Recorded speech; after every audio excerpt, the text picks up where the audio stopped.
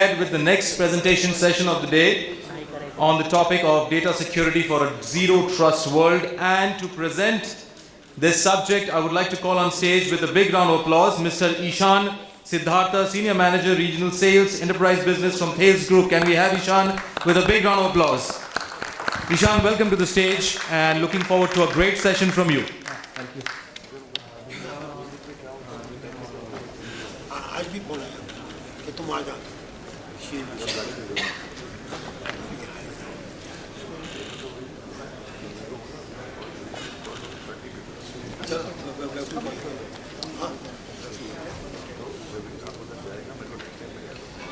Encryption, key management, key rotation, addition of keys, deletion of keys, data protection.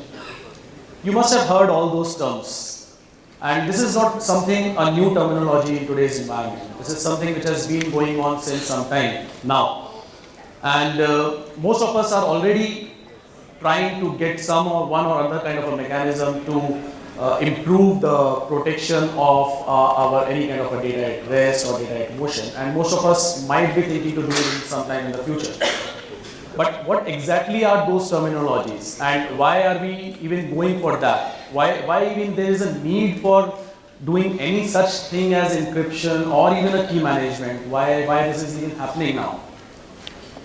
So good afternoon everyone, my name is Eeshan Sidhartha. I take care for the enterprise business for Thales data protection portfolio.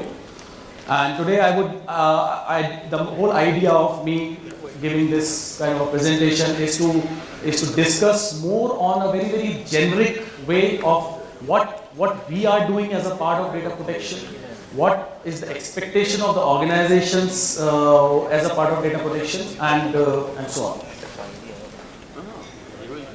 So we'll discuss on mainly three topics. So I'll give you a quick brief about Thales, who we are, what we are doing as of now, specifically in India, what we are doing. What is data protection? Why data protection? And the most important question is how. So as a part of Thales Group, we are present in India. If we talk about India, we are present here from multiple decades. And we are into space, we are into aerospace, navigation, satellite communication, and we, the team who's here at present in this particular event is a part of a DIS group, which is Digital Identity and Security.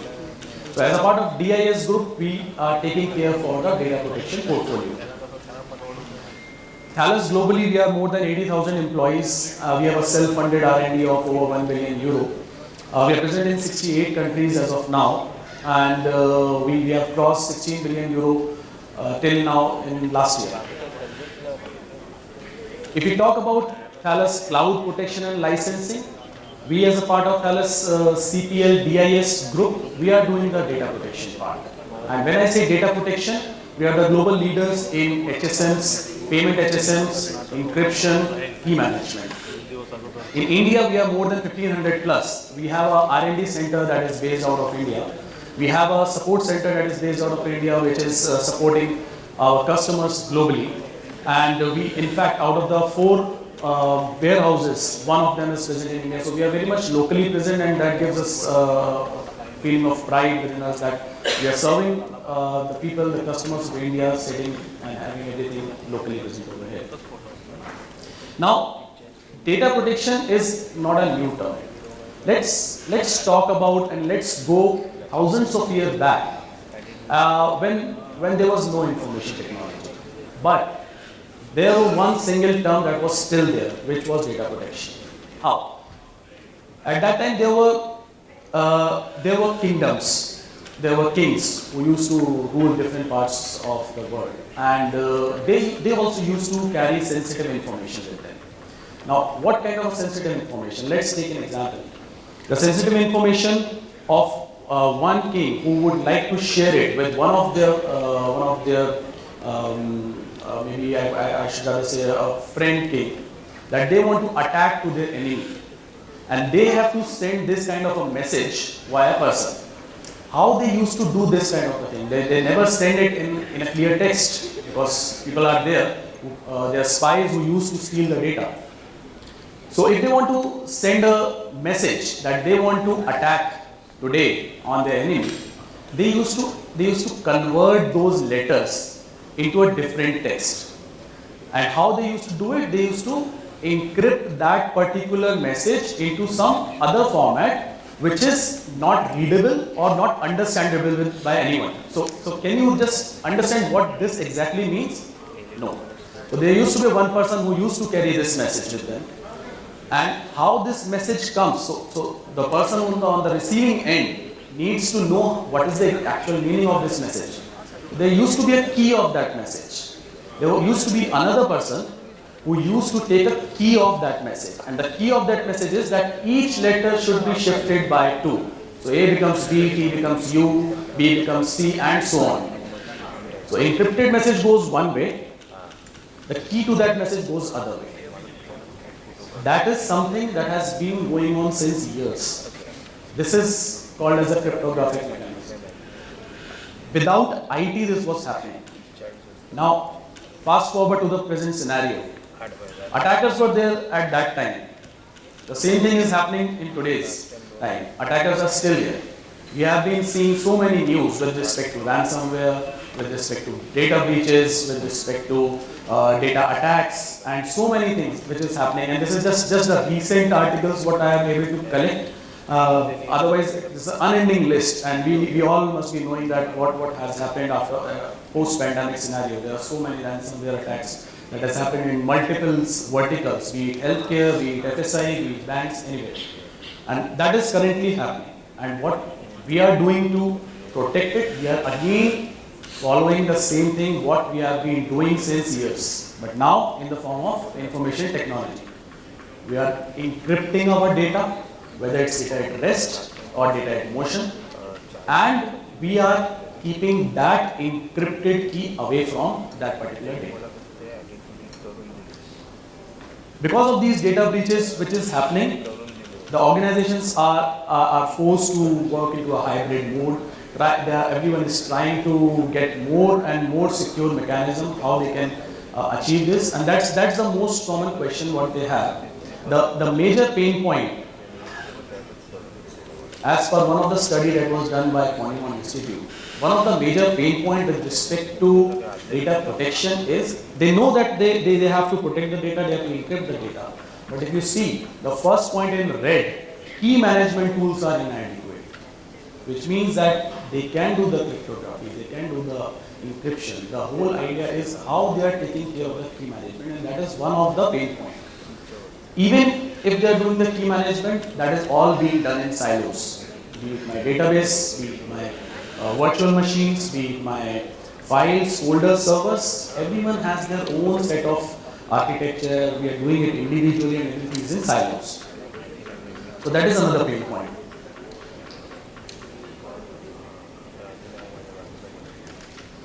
And because of all this thing, these are what we get as per the Thales data breach report of 2021. These are the 3 things that Thales realizes that the main pain point drops down to limited visibility, rudimentary control, and silos of products. This is where we are trying to help organizations in achieving the prevention mechanism for any kind of a data breaches or data protection. And what we are doing in that scenario is we are protecting your databases, we are protecting your files, your folders, your servers, clouds, and your applications also.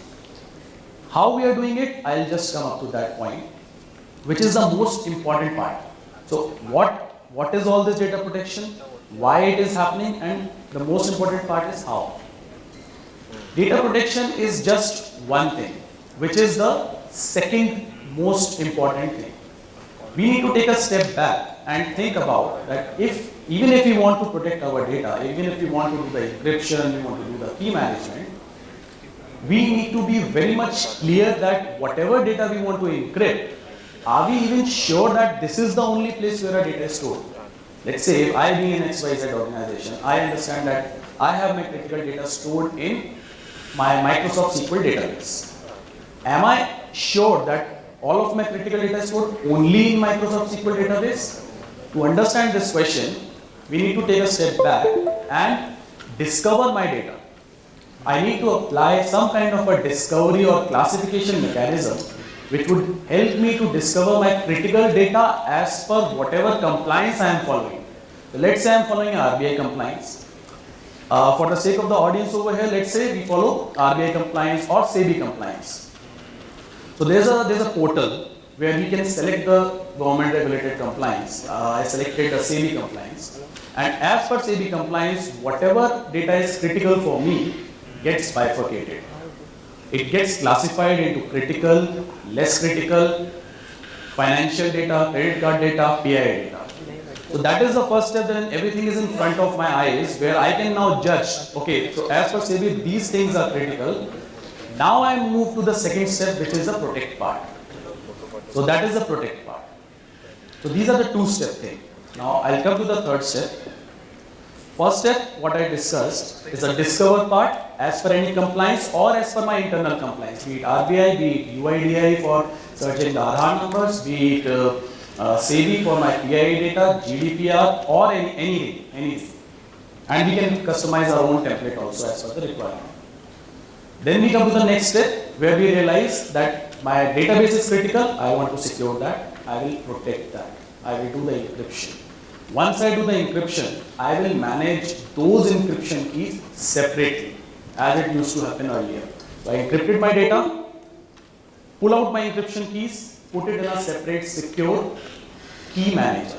So that is called as a key manager, which will take care of your whole key lifecycle management, which will help you to do the key lifecycle management, edit the keys, rotate the keys, and everything on a click of a button, that too as an automated key management system. That is the protect part.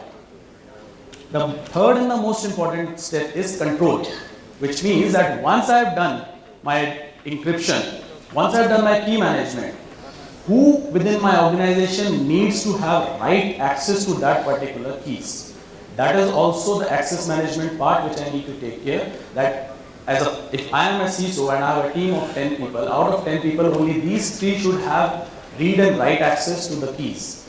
Rest 7 people should have just read access. So that is also something which I need to take care of, where I can control who should have write access to what sort of a encryption key. So that is the control part. So this is a 3-step process: discover, protect, and control. If we apply these 3 steps, then that's all what we need to do. Where we can do this, and for what all data we can do it for big data analytics, for big data, for IoT, for application protection, for the financial data, anything can be protected. Where it can be protected or can be delivered, be it a cloud model, be it a on-premise model, or be it a hybrid model. In today's scenario, our main focus and what we get a feedback from the organization as it has to be a cloud model, because everyone is now moving towards cloud. Now when I am moving towards cloud, I am putting all of my critical data to the cloud service provider. The first question that comes to my mind is, I am giving you my data. Are you encrypting it? Cloud service provider says, yes, I am encrypting it. Now, everyone knows the second step. Are you even managing the keys? Cloud service provider says, yes, I am managing the keys also. So what's left? Everything is protected? Yes or no, anything? So the answer is no. I am relying on my CSP for my data, for encryption, for key management. What's in my hand? So I should have ownership of those encryption keys with me locally. That's where cloud protection comes to the picture, where we help organization to own that encryption keys and store them locally. Be it any cloud service provider, AWS, Azure, Google, Oracle, Salesforce, or anything.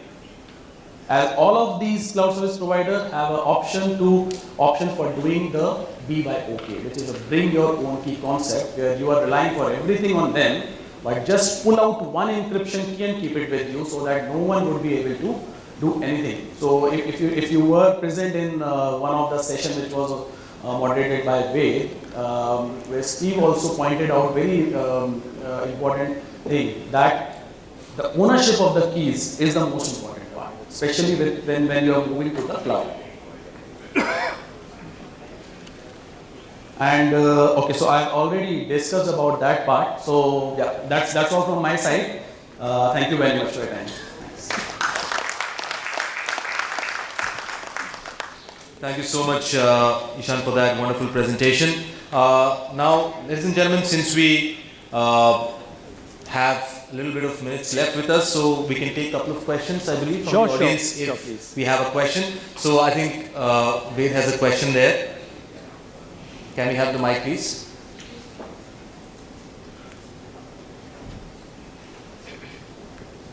Hey, hi Shyam. So definitely you talked about the importance of key management. Do you have any examples where you have provided this technology enabling the customers or the large financial organizations who have implemented this, addressing these problem areas?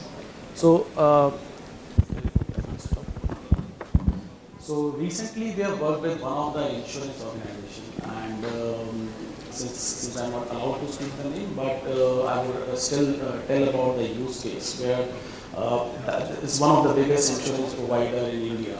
It's an Indian company only, and they had the pain point. There are two pain points. One was they were storing the Aadhaar numbers, and since they were storing the Aadhaar numbers, it is a mandate by UIDAI that you need to maintain an Aadhaar wallet. So that was just one small use case.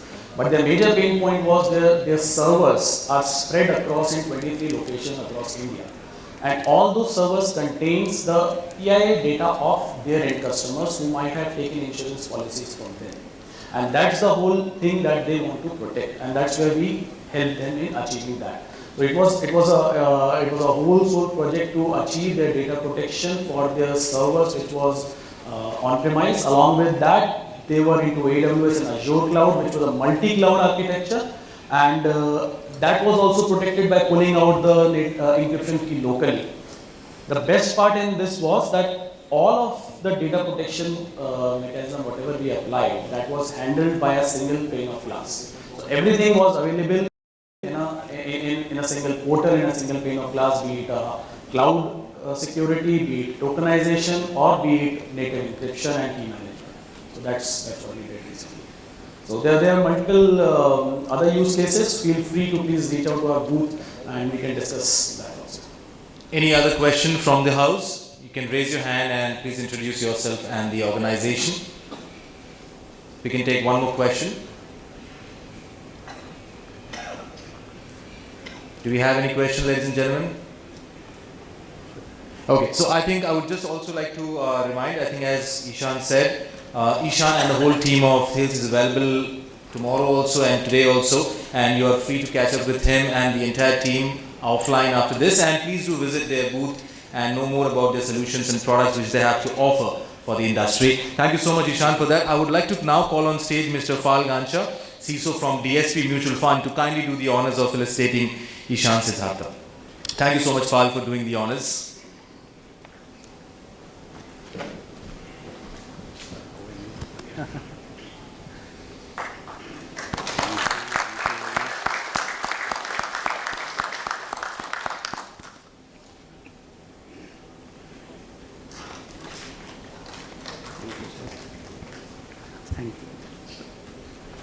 Thank you so much, Eeshan, for that wonderful presentation on data security for a zero trust world. And thank you so much, Fal, for doing the honors.